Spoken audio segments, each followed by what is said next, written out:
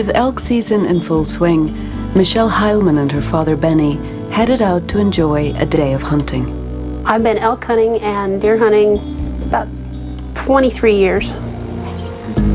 Sighting elk, Michelle was anxious to leave the truck and track them.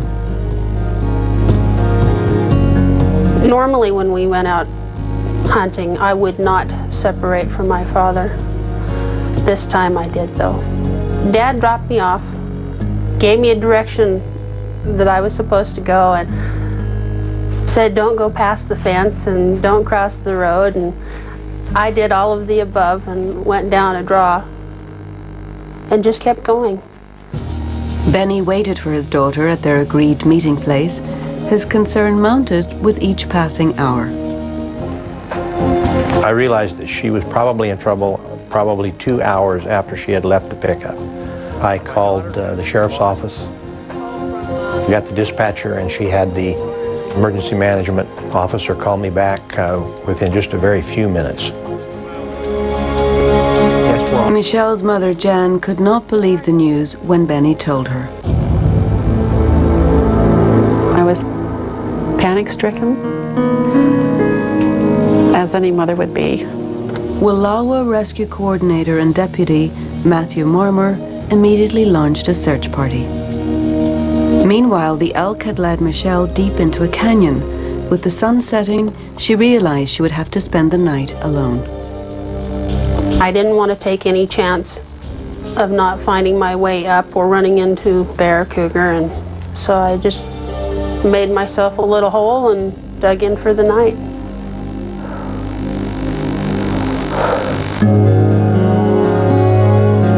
After sunrise, Michelle attempted to retrace her steps. What happened next dashed her hopes of climbing out of the canyon that morning. I maybe went 50 feet, and I just fell into a hole, right up past my knee. The pain just shooting through. Meanwhile, the search continued. Wallowa Sheriff Fred Steen was deeply worried by the evening's weather forecast. The chances for survival in these extreme weather conditions were very minimal. We were very concerned about finding Michelle alive. We can kind of work our way north, and it's a place to start anyway. Okay. As the sun set on her second night and temperatures dropped below zero, Michelle turned to prayer. I told God that I needed a lot of help because I was really hurting. Told him if there was anything he could do, I needed it now more than any other time in my life. It was then that Michelle received a miraculous visit. I saw two of the most brilliant personages in the shape of two men, one standing on my left shoulder,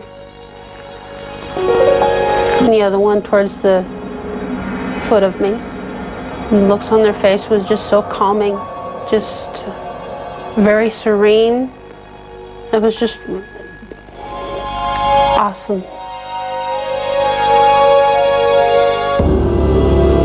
The next morning, the rescue party, now over 100 strong, continued scouring the area. We found no tracks, we found no clothing, we didn't find her gun, nothing. Jan and Benny feared the worst. I asked my Heavenly Father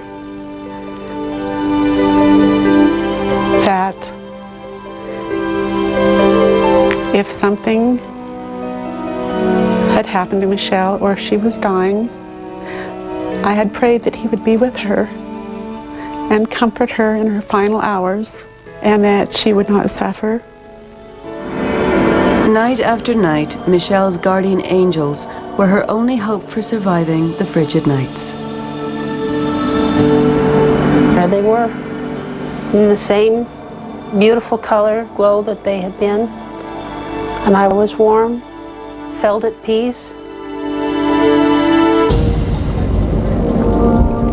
An unbelievable 7 nights had now passed, but close friends of the Heilmans, Bill Lear and Marilyn Seifert, refused to give up the search. Miraculously, their determination would pay off. Let's go down. I hollered down in the bottom of the canyon.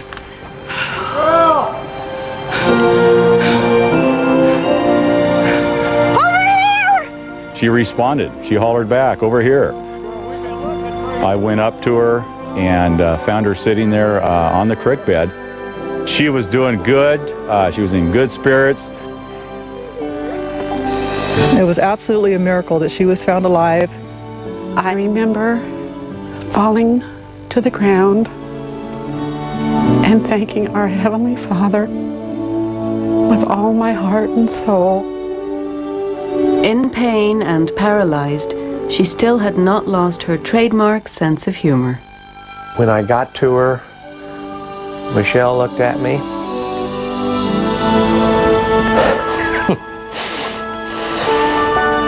And she said, "I'm right beside the fence, Dad." In our experience for Wallowa County, Michelle is the person who has survived the longest number of days out in the elements. The extent of Michelle's injuries on her legs were too great. Unfortunately, shortly after her rescue, Michelle's legs were amputated. You adapt. You just go from there. You still got everything else. There's so much that you can do. Michelle's will and spirit carried her for 8 days in the wilderness, and her angels guarded her for 7 nights. Now, with a new lease on life, Michelle is living every day to the fullest. Don't let the little things go unnoticed. And you enjoy everything around you that you took for granted before. I think it was a miracle because I'm here now. I survived the 7 nights and 8 days of below zero weather. I was kept warm and comfortable. There's no other way of explaining it. The good Lord just watched out for me.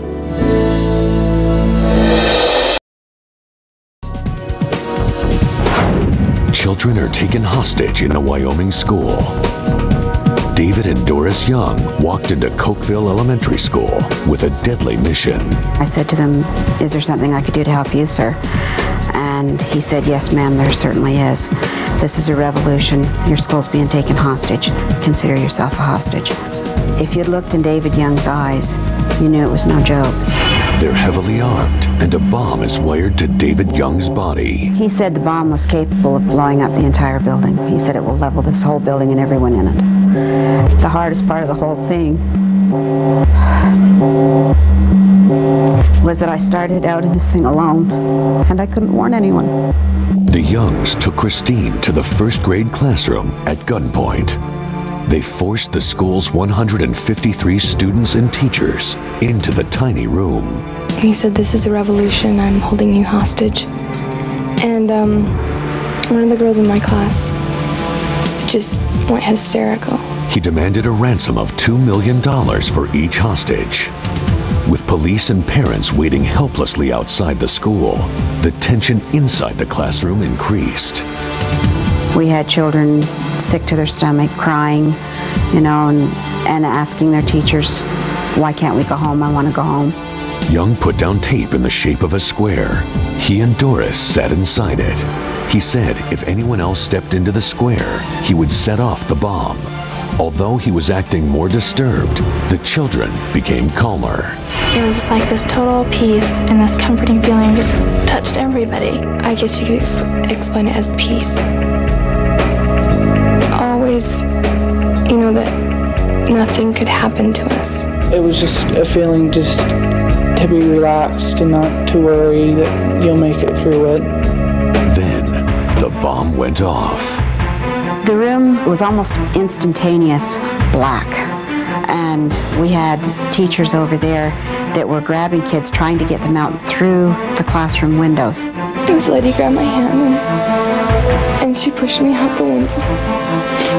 And I don't know if I would have made it out because I was too afraid to move.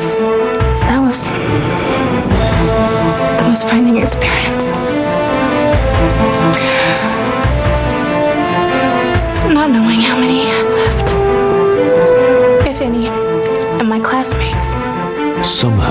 The bombers were the only ones to die.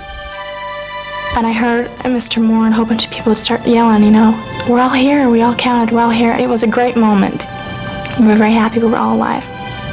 Then, the children started to tell strange accounts of how they survived. And I could see my youngest daughter, Katie, sitting on the ground, and she told me, Mommy, the angel saved us.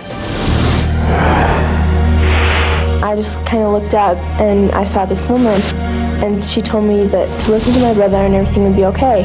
And I looked up again and she wasn't there anymore. And then my brother came over and he told me to stay by the window and everything would be okay. And he walked back across the room, and that's when the bomb went off. Several weeks later, Katie was surprised when she opened her mother's old locket.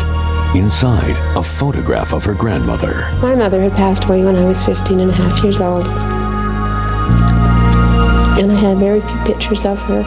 She looked at this woman in this locket and said, that's who she is. That's the woman that helped me. But Katie had never seen her grandmother. When I saw the photo, they told me that she died, and I came to the realization that she had been sent to help me, and that she was my guardian angel. Other children started to come forward with similar accounts. I did not want my own son, flesh and blood, going around saying that he saw an angel. To get to the truth, Hartley applied police techniques to his son Nathan.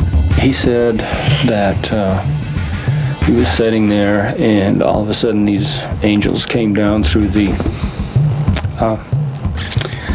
ceiling, and one of them came up to him and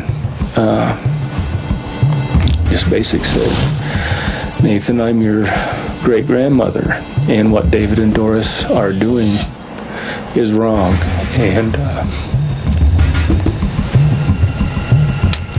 he said the bomb's going to go off. Hartley showed his son a picture of his great-grandmother's. He says, that's her. He says, that's my guardian angel. He pointed to my Grandma Elliot. I says, Nathan, I says, why didn't you tell us this before? And he just looked at me and he says, Dad, you wouldn't believe me. Bomb experts said the explosion should have destroyed the entire classroom and everyone in it. Should have been 160 people dead. But someone or something saved the hostages' lives. A videotape made after the blast reveals a strange image burned into the wall. The children said it is the exact spot where one of the angels was standing. They're convinced they had help. That was a sign showing us, you know, that yes, this was a miracle. Be grateful. I think there probably were angels in the room when the bomb went off. And so like the image was just impacted on the wall. There's absolutely no way that we could have made it through that without some kind of help.